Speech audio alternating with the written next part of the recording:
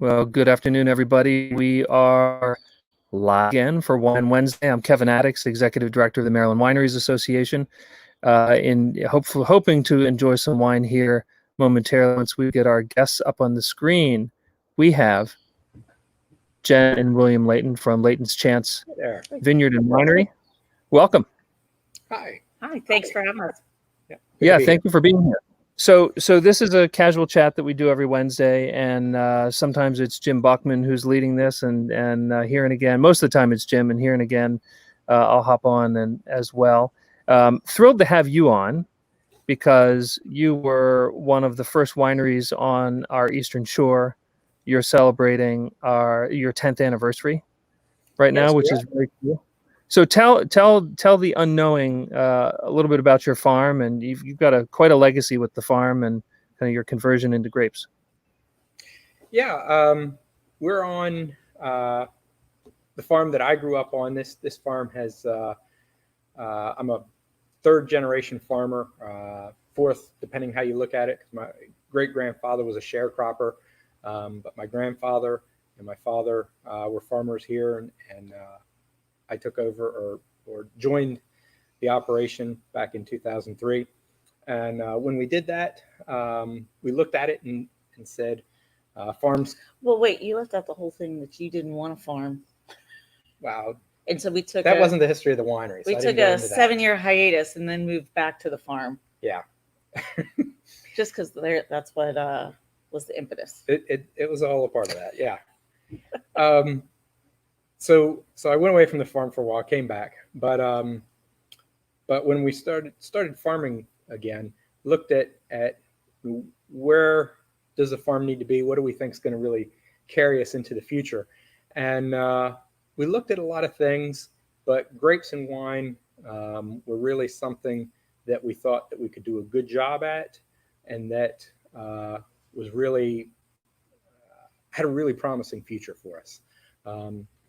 We didn't have a traditional grape site. I mean, you used to seeing grapes and wine on mountainsides and rocky soils, and we're flat, sea level, productive corn-type soils. But with the future in farming we really thought we could make that work and do a good job of it, and we have. So we started doing investigation around 2005. Joe Fiola was who we talked to first. No, I think I talked to Kevin first at the Autumn Wine Festival. That your mom and I went up to him and said, we want to start a winery. And he's like, well, take a look around at you and everyone else here. I was like, no, we have a farm and we want to diversify. And you're like, okay. Because I'm sure I know when people come to visit, they have a very romantic notion. Everybody wants to start a winery. Yeah. Yeah. So I will never forget that, because it was so funny. Like, okay, yeah, right. Like, no, for real. So, yeah. So after that, we talked to a lot of different people and figured out what we need to do, and put in grapes in 2007. Had our first harvest in 2009. Made our first wines in 2010, and opened the winery. Or had our first harvest in 2009, made our first wines, and went open for sales in 2010. So I'm kind of unusual among winemakers, because I really didn't know anything about grapes or wine coming into this. I've been a farmer, and so I had to learn everything about grapes and wine from scratch. But that's certainly been exciting for us, and a great journey, and we've really enjoyed that. Well, and you've done quite a good job at it too, which is great. Before we talk about some of your wines, and we've got a couple really good wines to talk about, interesting wines. Tell me a little bit more about the farm and the history of the farm. Where would the farm be if it weren't for a winery? So where we were in 2003, when I came back to farm with my father, was growing corn, soybeans, and wheat. Those are the major crops here, because most of that goes into chicken feed here on the Eastern Shore. And where we still grow corn, soybeans, and wheat. So that part of the farm has continued on.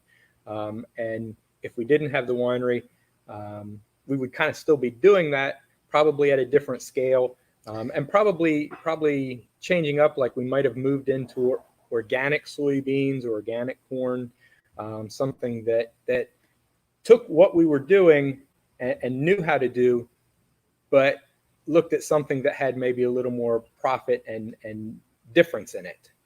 When we moved back was the height of the real estate boom. So really, to grow a farm, you need to grow the land, and getting land at that time was really not a possibility. So we had to look at what we could do to diversify with what we had. And, you know, if we diversified into chicken houses, that's really not a diversification if we sell to Purdue and we sell the corn and soybeans to Purdue and the chickens to Purdue. If they leave the Eastern Shore, then we'd really be out of luck. So we looked at something that was a true diversification for us. Yeah, but both in customers and interestingly, it works out really well with crops because the crops take different weather patterns. So in dry years, grapes love dry years. The corn and soybeans suffer, but the grapes do well. In wet years, the grapes suffer, but the corn and soybeans do really well. So I've always got something that's growing pretty well for us. So if it weren't grapes and wine, what would it have been? Were there other options? We narrowed it down to a top 5 options for us. No animals. Yeah, well, I want to go on vacation sometimes. Chickens were on there, but Jen said she'd leave me if we had animals. Okay, no animals. That kind of couldn't be on there. So I remember chickens. I remember organics, wineries, vegetables. Yeah, I don't remember. I think sweet corn or watermelons might have been on there because watermelons and strawberries are really huge around here. I don't remember what the last one was. I don't know if I could ever find that list again. I'd have to go look. Yeah, that was like 2005. Yeah, that was a while ago. Little piece of history there. Yeah. So I see Laura Layton has just said hello. So that's Laura. Thanks for watching. She's in the studio too, watching. Is she in the studio? So she's commenting from around the tank. Yeah. Yes. So tell us, get ready to pour us a wine, but tell us a little bit about your wine philosophy. What types of wine are you producing and why? So I am very much about the agriculture of it, about the grapes. I'm about the growing of them. Farming is our background, and I want to produce the best grapes that the ground here will grow, and I want people to taste what those grapes taste like. I try to do very little changes as a winemaker in the winery. I want basically what the grapes are to come out. I don't do a lot with oak. I don't do a lot with tannins or different ways of manipulating the skins. I don't do any malolactic fermentations, anything like that. I really try and just do a basic fermentation, and then the wine is what it is, and that's kind of what I like to be able to do. And I believe that we can really, really grow great grapes, and that you taste that in our wines. We've picked grapes that grow the best on our soils, and we do have non-traditional soils, so we can't really grow Chardonnay or some of the things that are more popular with people. But our Chambourcin, our Vidal just grows fabulous for us, and I just absolutely love the wines we can make with those.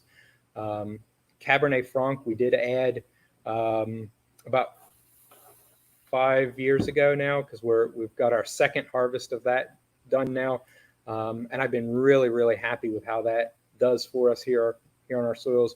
Norton, that's a grape that nobody else I know grows around here, that really does do very well for us, and I really like what that does. And Traminette is the other one we grow, and it's a little more of a challenge for us, but it really makes some nice wines. I do love Traminette. So. And your Traminette has been off dry, or has it been? Our Traminette, well, I make both a semi-sweet version, but I also make a reserve, completely dry Traminette, no sugar at all in there, that I just think really turns out nice. Yeah. So And that's your black not the label, favorite right? among a lot of other people, including the Right. staff. They like the Vidal a lot better because it's kind of more like a Chardonnay or a Pinot Grigio. Yeah. But I love that Traminette. It's just got such a great aroma to it. And you've got a couple of different, you mentioned reserve, you've got a couple of different lines or labels, right? So you've got your kind of your prim, your black label. Oh, yeah, good. Okay. Thank goodness. The wine's coming. Yeah, the wine's coming. No, we actually a while back did an independent study with a student from SU, and really helped us sort of quantify how our labels are. So how much color there is in it is really akin to how sweet the wine is. So the less color, the more dry it is. And then the reserves are just, instead of being white with black, they're black with white. So writing on it. Our daughter is playing our production assistant and producer on site here. And this label, so this one is our, sorry, there we go.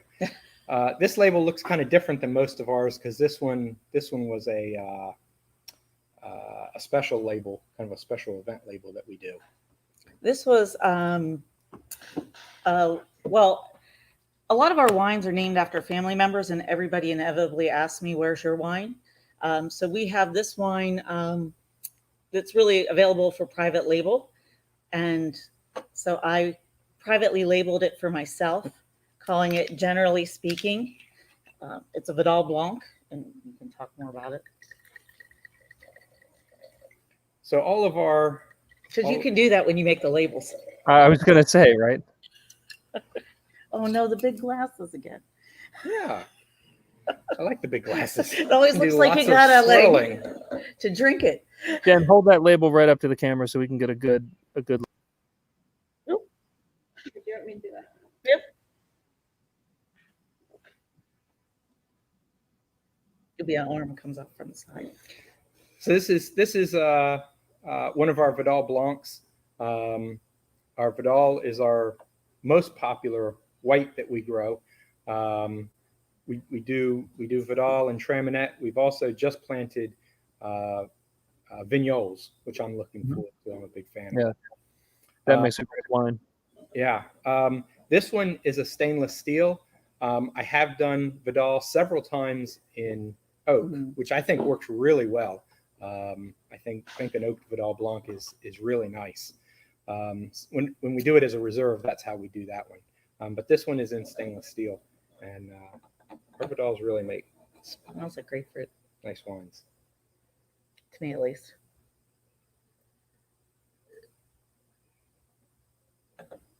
So that is your second Vidal or third Vidal? Do you have others in your lineup, or is it just this one? So we have this right now. The Generally Speaking, we have a vintage Vidal Blanc, the 2018 reserve. Is the 2018 a reserve? I'm not going to stake my life on that. I think the 2018 is a reserve, so we have that as a reserve. And then we also use the Vidal for our farm white, which is more of our table dry white.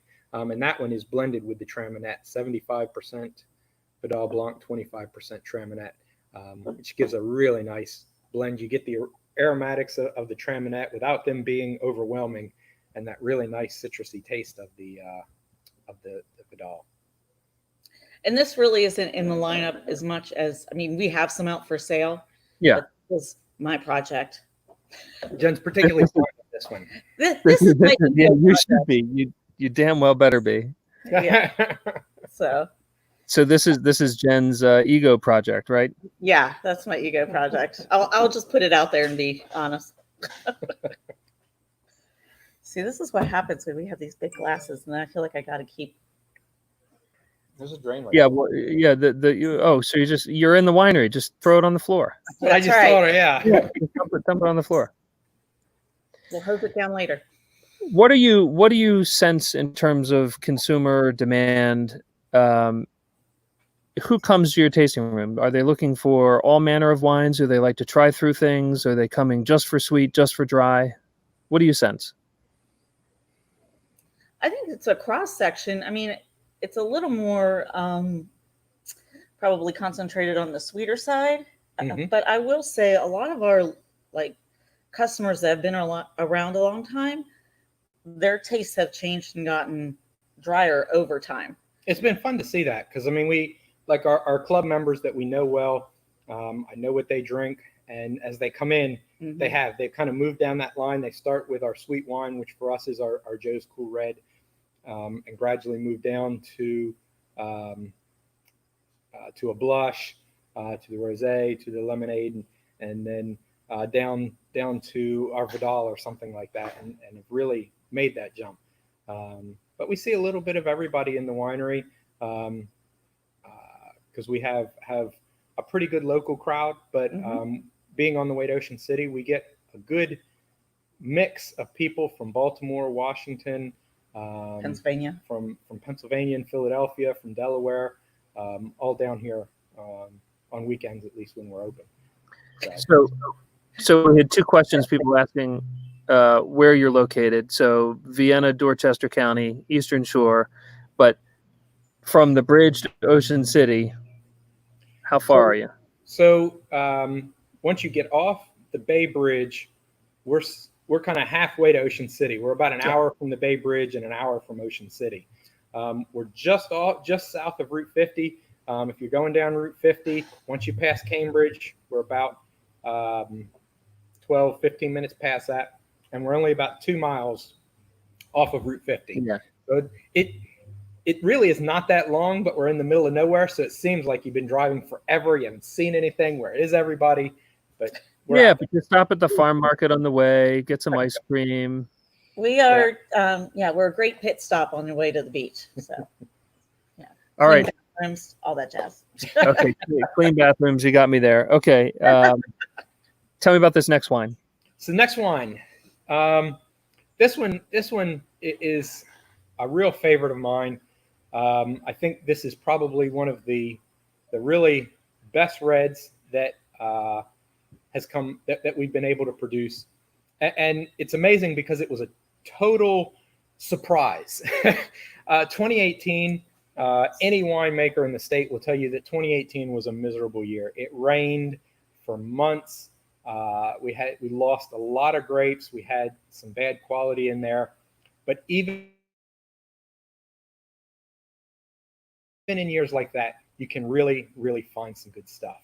And this was one of them.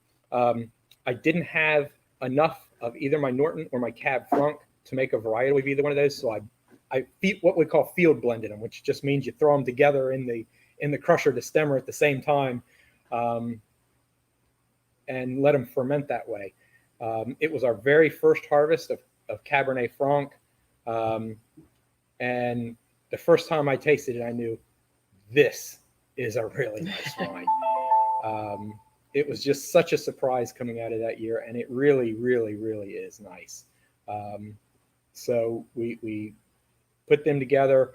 I do for oak, I use oak chips and put oak chips in there for 6 weeks on those French oak, and then bottled it. And it really, really did turn out nice. This one, I joke, this is the one that I put my name on, the Vintner's Reserve.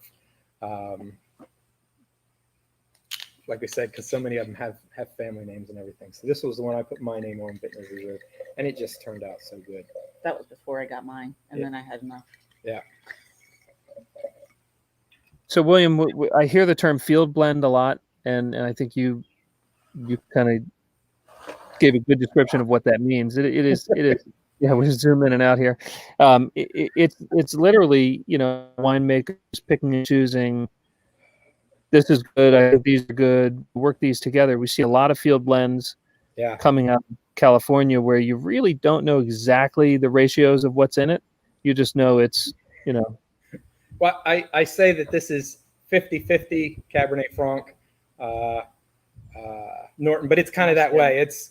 I put the two together. It was about the same amount of each, but I don't know exactly. Somewhere in there.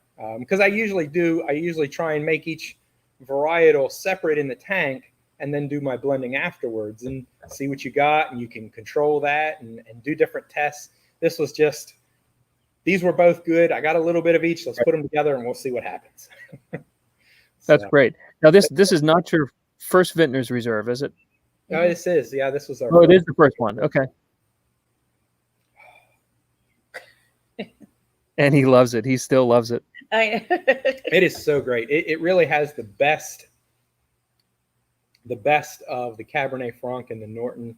The Norton has an earthy, kind of raisiny taste to it. You get the nice deep berries from the Cab Franc and the right amount of oak and everything. It's just, I love. I'll just leave you alone with you and your wine. It is really nice. A man and his wine. Is he like this about all wines or just that wine? Just a few. Just a few. Okay. Just a few. I didn't ask. What's the retail price on this? Well, we only sell it at the winery, so it's like $26.50. Okay. And is that the high end of your line? Yeah. Yeah. This is the high end of the line. Yep. And do you have a varietal Norton? Yes, we have. Right now, there's a 2015 varietal Norton that we have for sale. 2016 and 2018 were both really wet years, and I just hadn't been able to do varietals for it in a while. 2015 is what we have on sale for it right now. And the 2015 still drinking well? Yes, it is. Yeah. I like it.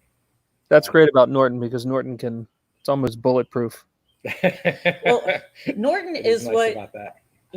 As William said, we weren't big wine connoisseurs and knew a ton about wine when we were getting started.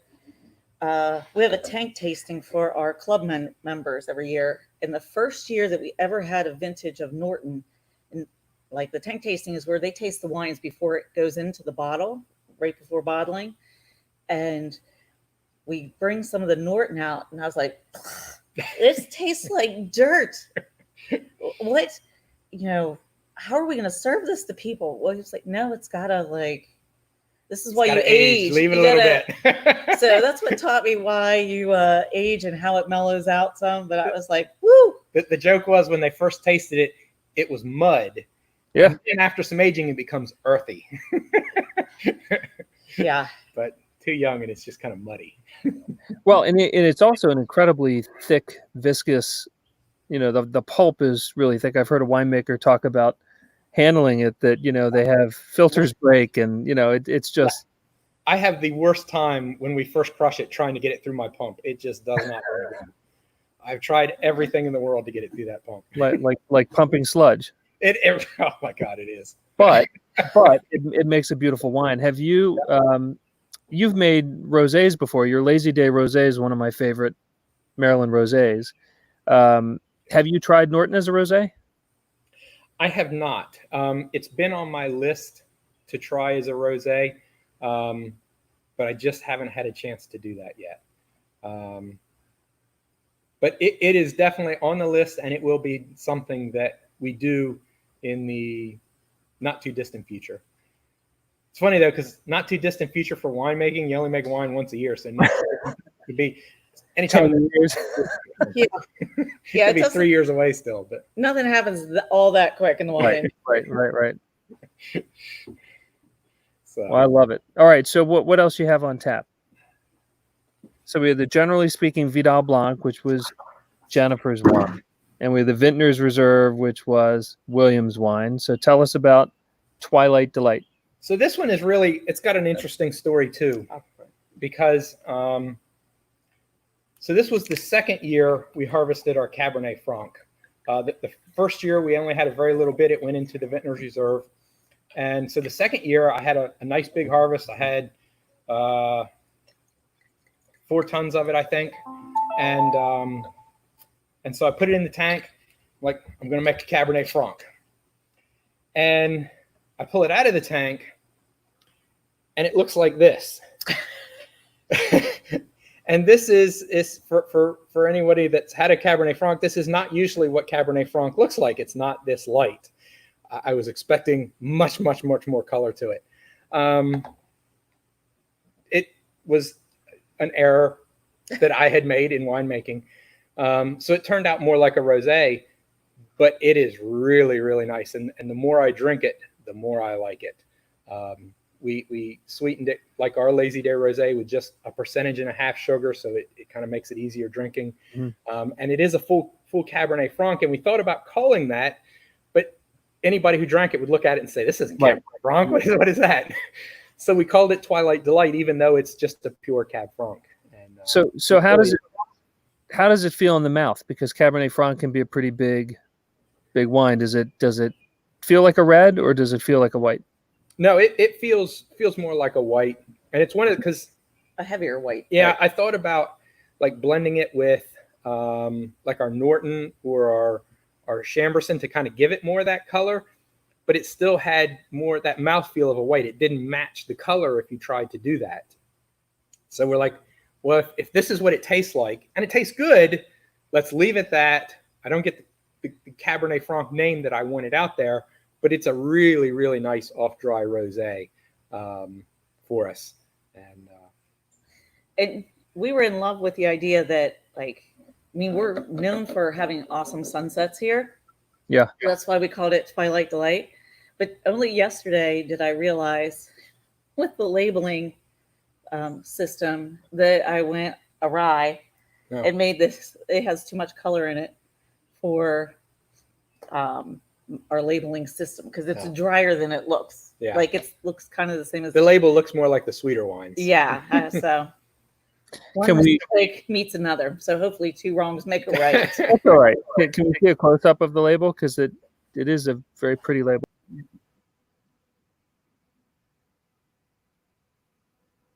Yeah, that's that is our actual sunset. that's the sunset over our vineyard and one of the tractors out in the yard there. Jen does a really good job of being able to take pictures and adjust them and get them onto the labels like that. Some of our labels have artist drawings on them. Some of them have actual pictures like this. This one an actual picture. So that's great.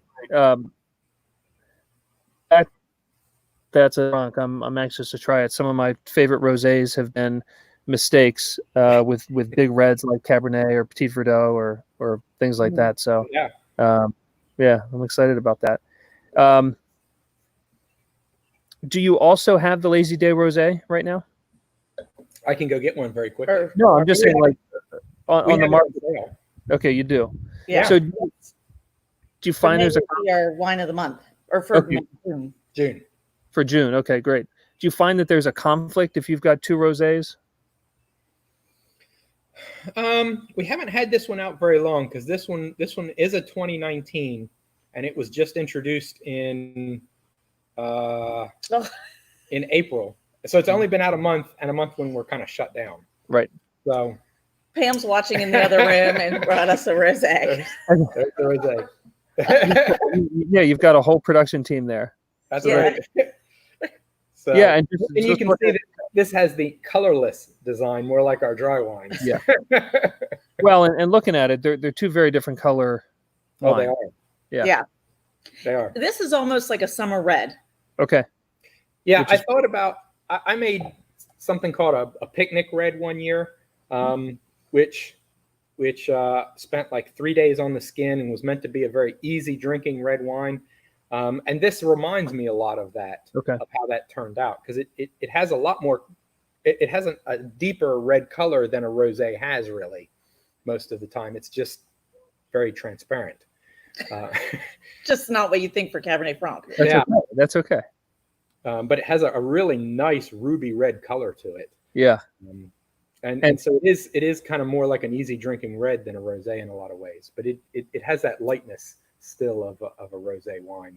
And while we have the cameo of the Lazy Day Rosé, tell us quickly about that. So Lazy Day Rosé is our normal Yeah, pick it up a little I bit. know. There you go. Is our normal off-dry rosé. It's actually Lazy Day Rosé was one of the first 5 wines we made the year we opened in 2010. This one ends up a little different than that because when we first started, it was basically just a white Chamberson, and it was a medium sweetness, about 4% residual sugar.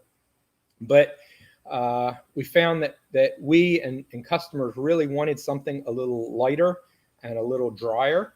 And so a few years ago, we kind of changed the formulation for our Lazy Day Rosé. It's still, the base of it is white Chamberson, but we blend some Vidal Blanc in there to really lighten it up.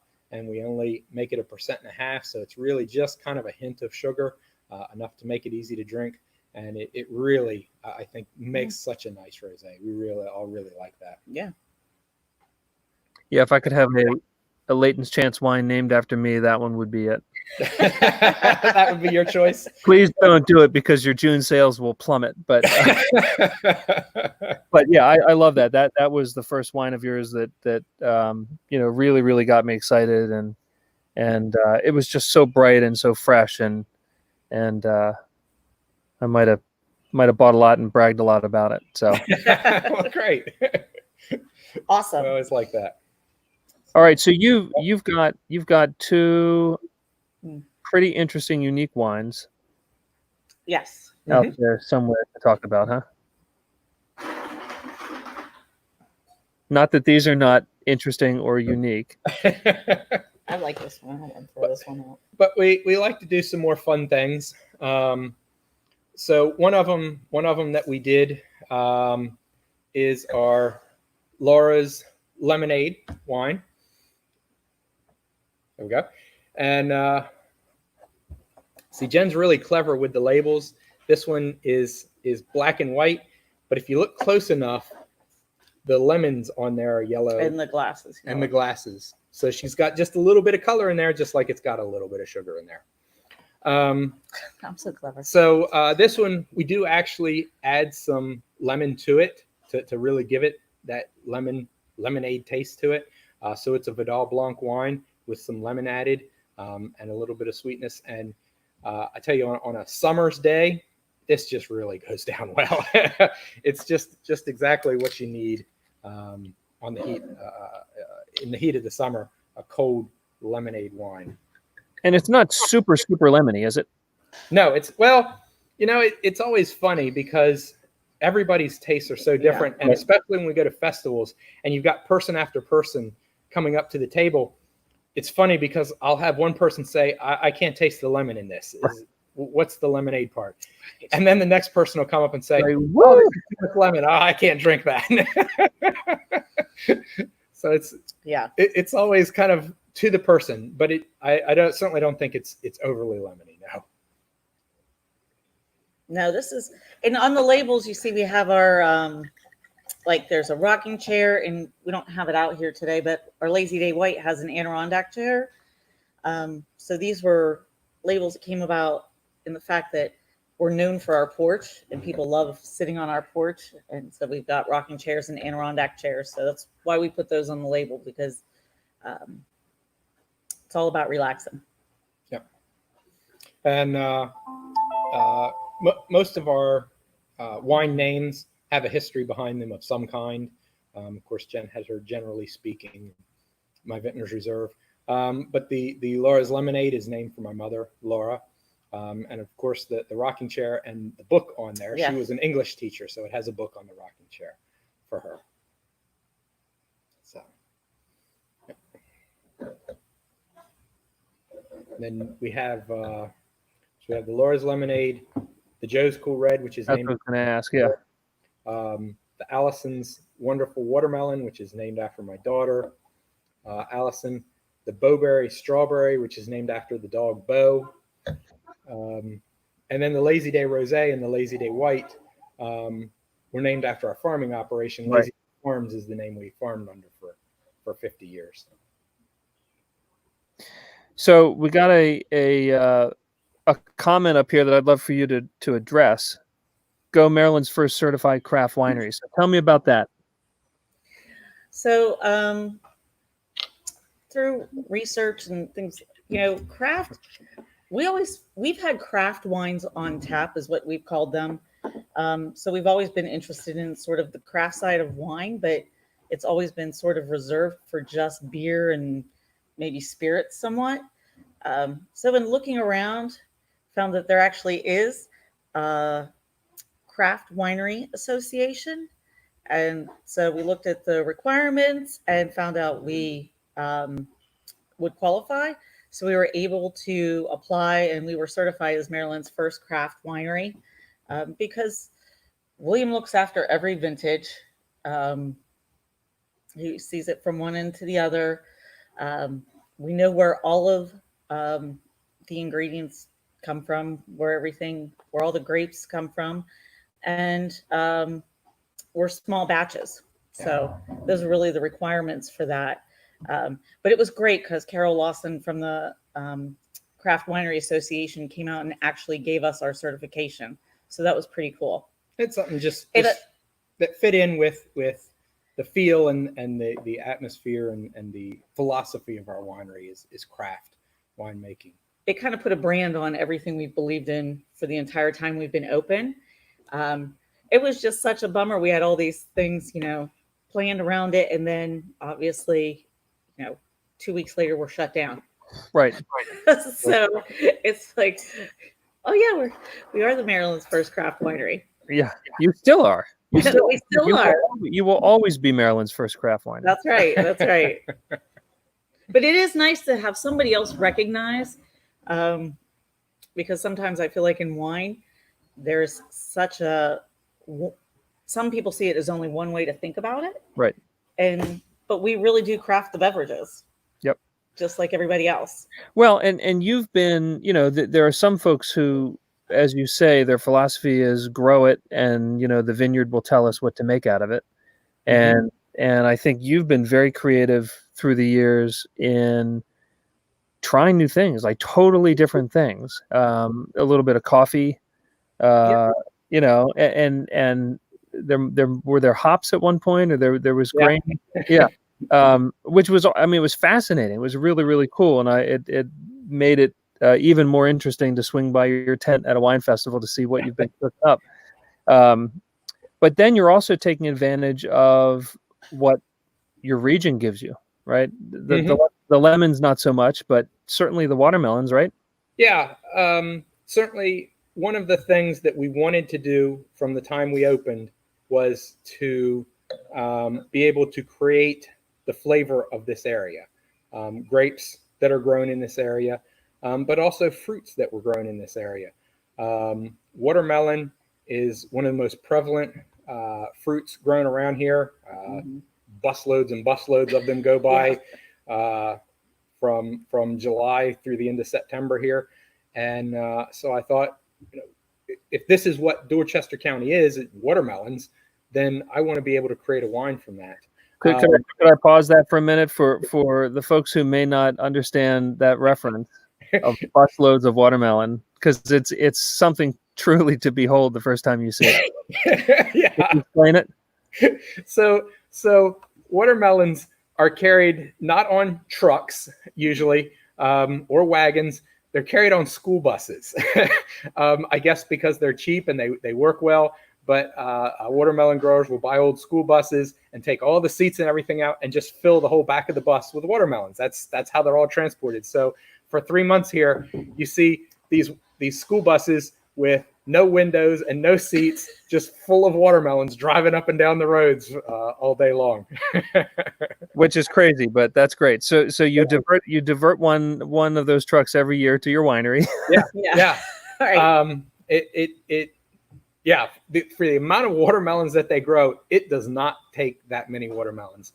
600 watermelons, which for those guys is a drop in the bucket. It really is maybe about one busload out of 20 that they're pulling out of the field every single day.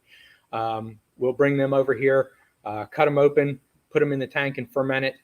And the watermelon is interesting because it's not one you see a lot, because watermelons rot really quickly once you open them up. And so they tend to get this bad smell. And most winemakers I've talked to that have ever tried it don't like it because it has a bad smell to it.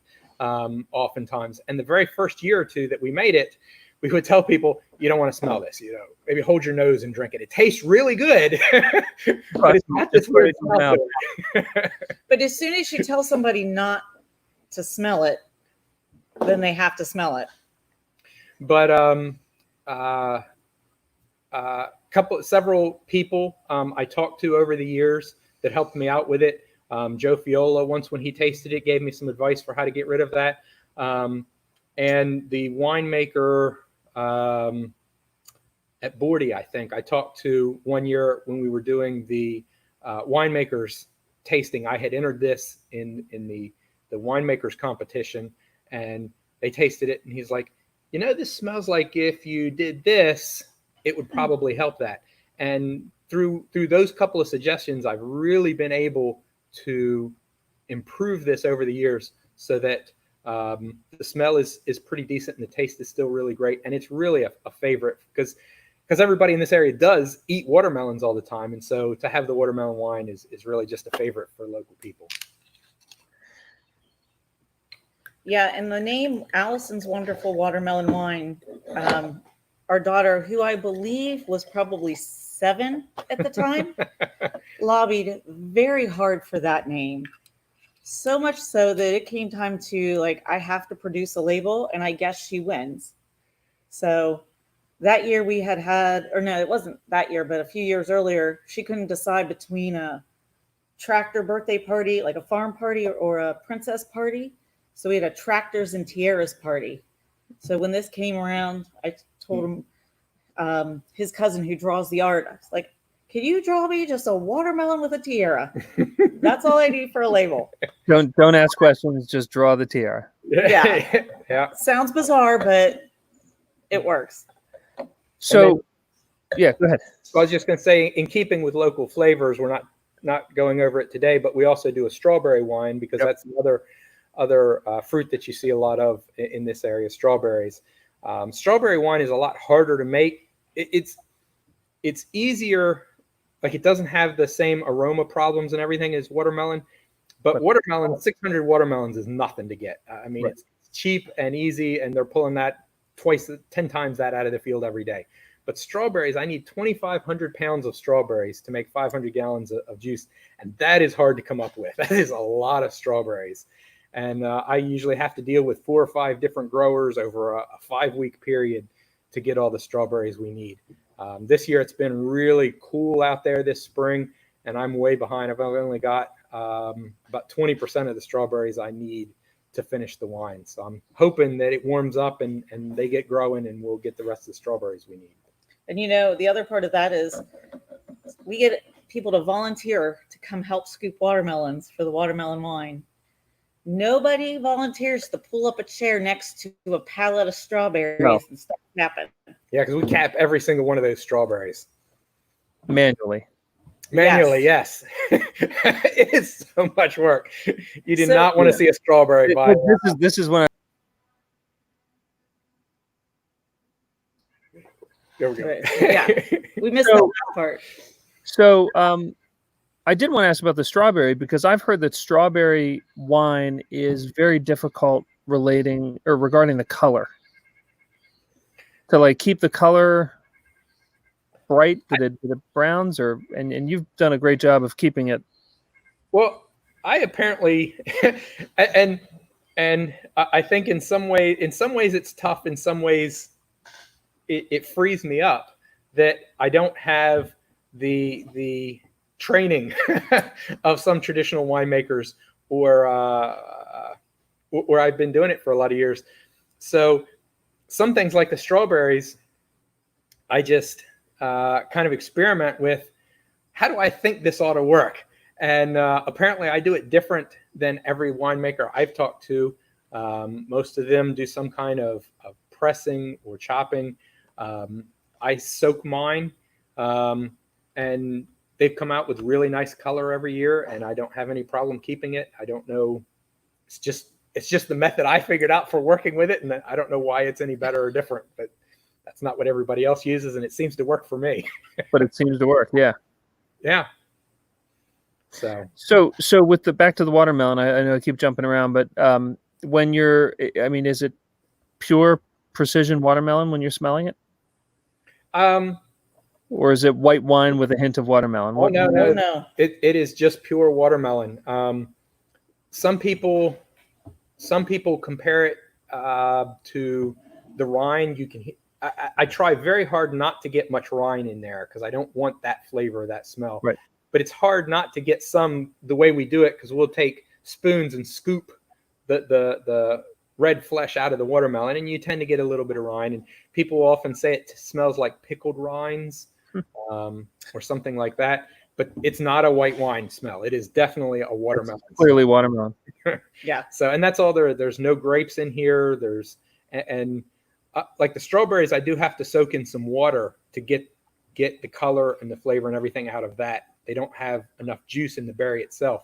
But the watermelon, you just pull that out of there, and that red flesh in the middle of the watermelon just liquefies all on its own. It just turns into a liquid, and I don't have to do anything else to it. I don't have to press it, crush it, soak it, nothing. It's just put it in there and it dissolves, and it turns into, if I put the yeast and everything in there right as I'm putting it in the bin, it liquefies and starts to ferment all on its own.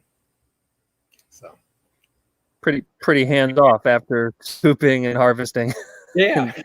Cutting all that. So I think that's a success. I love it. Okay, so tell us a little bit about what people can expect once we enter a phase 2 and you guys start reopening. What just in perspective, what does the summer look like? Well, it really depends on what we can do, but we have plenty of ground to social distance on.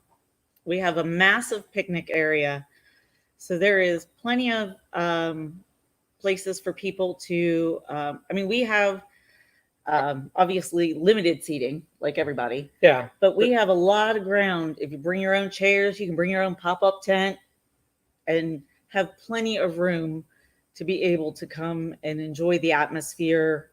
Our winery is located on a 250-acre property. Now there's some wheat and other crops around there, but we've got a lot of room. If you want to stay away from someone, you can do it. Yes. So we bought some extra picnic tables for people out there, so that we had a lot of outside seating, and plan to have plenty of places for people to sit out there. And we've got about 1 million different ways that we'll be able to provide tastings and things, like even if it's all packaged up, ready to go. Like we have tastings to go now, but not sure what plan we have to enact because it depends on what the requirements are. But we're definitely ready to go depending on what's said. So we're anxiously awaiting reopening like so many others. Yeah. So as we begin to wrap up, I'm on your mailing list, your email list, and so we get the notes from the general.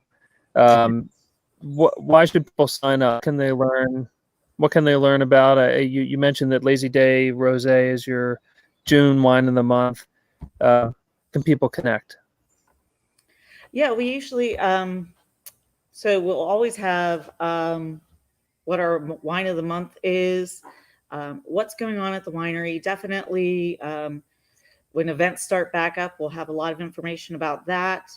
And we also, because of this now, we've started doing our own Facebook Live show. So those are usually on Wednesday nights.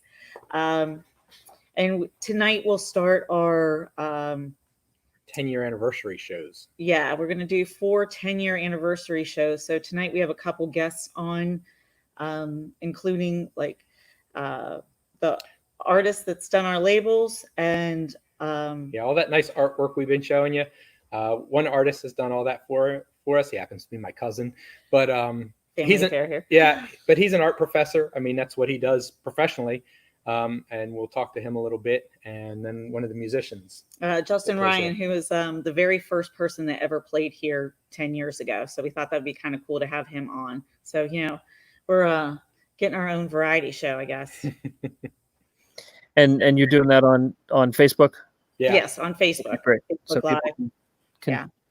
tune in, and that's a great thing about Facebook. It archives it. So, so I gotta thank you both for joining us and for sharing the wines. And rare that we get through 5 wines, so that was exciting with a cameo of my favorite, the Lazy Day Rosé. When I want to throw one thing real quick. Yeah. Yeah, Please. We did have the 10-year anniversary coming up that we talked about, and we do have a special label for our Joe's Cool Red. Joe's Cool Red is one of our signature wines. It's really our most popular wine. It's one of our it's our sweet red, and was one of the first 5 wines we opened with that first year. So we did a nice 10-year anniversary label for it, celebrating 10 years on the back. And these they're only for sale for our club members right now, but they'll be on sale soon, coming up here. As soon as we can have our birthday. As soon as we can have our big birthday bash, big birthday concert. Soon, yeah. It's everything soon. Yeah. So so it's your Joe's Cool Red, just special, right? Collector's edition. Yeah. Yeah. There was very little made of it. It's great. I love it. Well, look, thank you both. You're both amazing, and happy 10th anniversary. And here's hoping that we can meet up again at the Autumn Wine Festival. Hope so. We'll be looking again soon. Yeah. All right. Well, cheers, and everybody else, thank you very much for joining us and for commenting. And these were archived on Facebook and YouTube. And again, thank you, and we'll see you again next week.